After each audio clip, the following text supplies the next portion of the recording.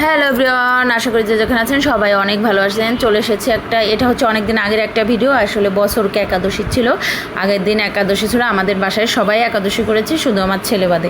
তো এই যে সকালে উঠে পালনের জন্য রান্নাবান্না, এখানে কারকোল ভাজা, উস্তে ভাজা, পটল ভাজা, কুমড়ো ভাজা, তারপরে ভেন্ডি ভাজা, মানে অনেক 5 রকমের ভাজা, তারপরে শাক ভাজি, তারপর শাপলা ভাজি, তারপর হচ্ছে ডাটা দিয়ে মুগ ডাল আর পাঁচমিশালি সবজি, তারপর রান্না করেছি পায়েস, তারপরে আমড়া আর আমের চাটনি।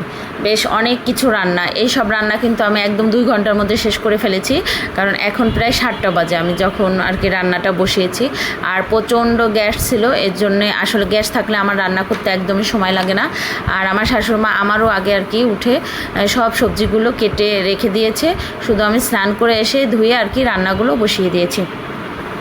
তো আমার রান্না করতে করতে এদিক থেকে শাশুড়িমাও আর কি স্নান করে গোবিন্দ গোপাল সবাইকে স্নান করিয়ে পোশাক চেঞ্জ করে নেবে, আর আমি এদিক থেকে আর কি ভোগের রান্নাটাও রান্না করে ঠাকুরকে ভোগ নিবেদন করে নেব।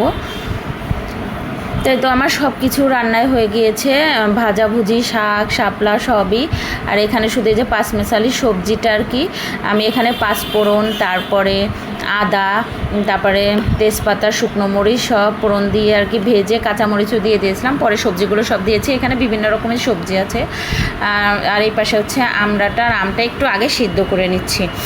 আর এই যে দুধটাও নামিয়ে রেখেছি, যে পায়েস রান্না করবো। আর এখান দিয়ে আমি সব রান্না করে কিন্তু সাজিয়ে রেখেছি লাইন দিয়ে। এই তো এক এক করে আর কি আমি আস্তে আস্তে করে সব কিছু রান্না করে নিচ্ছি। আর সবজিটা একটু ভালো করে ভাজা হয়ে গেলেই পরে আমি আর কি জল দিয়ে দেবো। জল দিয়ে দিলে সব ঢেকে দেবো আর কি। সবজিটা সিদ্ধ হয়ে গেলে নামানোর আগে একটু চিনি আর একটু ভাজা জিরের গুঁড়ো দিয়েছি।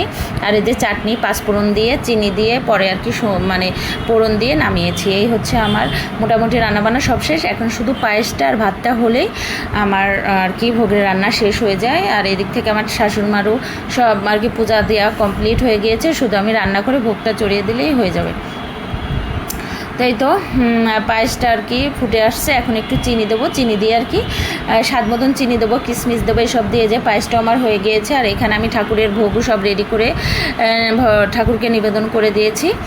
তো এই হচ্ছে আজকের মতো আমার ছোট্ট একটা ভিডিও আপনাদের সঙ্গে শেয়ার করলাম। যদি কারো ভালো লাগে অবশ্যই লাইক কমেন্ট শেয়ার করবেন। যারা আমার ইউটিউব থেকে দেখছেন তারা আমার চ্যানেলটা একটু সাবস্ক্রাইব করে দেবেন, আর যারা আমার ফেসবুক পেজ থেকে দেখছেন তারা অবশ্যই আমার পেজটা একটু ফলো দিয়ে দেবেন। আর অবশ্যই ভিডিওটা দেখে ভালো লাগলে একটা লাইক দিয়ে দেবেন। এই তো সবারই প্রায় খাওয়া দাওয়া শেষ হয়ে গেছে, পরে আমি আমার শাশুড়িমা আর কাজের মাসে আমরাই খেতে বসেছি। আমার ছেলে, আমার হাজব্যান্ড সবারই খাওয়া হয়ে গিয়েছে, কারণ আমার হাজব্যান্ডের ক্রসিং আছে, এর জন্যে। তো আজকের মতো এখানেই রাখলাম।